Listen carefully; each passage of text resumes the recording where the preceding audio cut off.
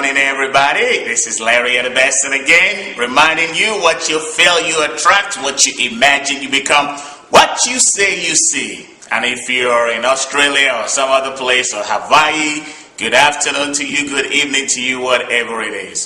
So, the last time I was telling you about the story of Denise going to the restaurant and me asking her to place an order for me.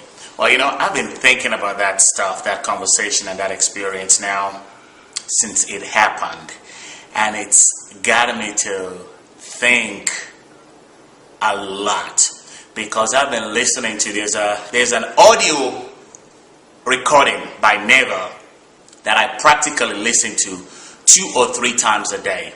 And it talks about the relationship between what we experience in our lives and our inner conversation.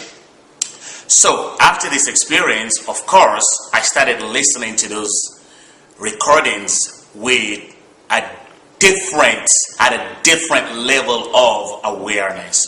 And I just can't get it off my mind because it's the more I think about it, the more I realize that, we are where we are and what we are because of our thoughts. And when I say our thoughts, I'm talking about the thoughts we think, the words we speak, the images we imagine. And that's really what it boils down to. And over the past few weeks, I also decided to listen. When I get new ideas or new revelation like that, I always like to go back to the stuff I've read or listened to in the past and see what else I can glean from it. So anyway, I decided to listen to A Man Thinketh. So, and after I finished listening to it, I decided to pick up the book itself because some things kind of stood out when I was listening to it. And there's something I want to share today. Still in line with what we say and what we get. And it's from the chapter Under the Effect of Circumstances. And it goes something like this.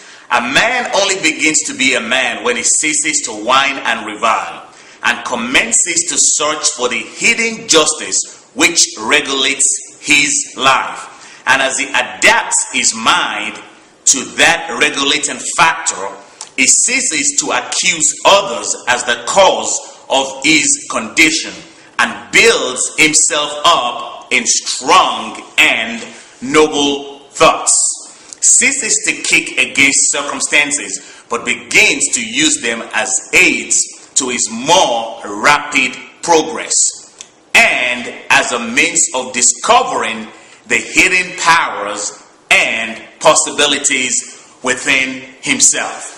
So, listen to that quote for today. We will pick it up during the next section, and I will expound on it.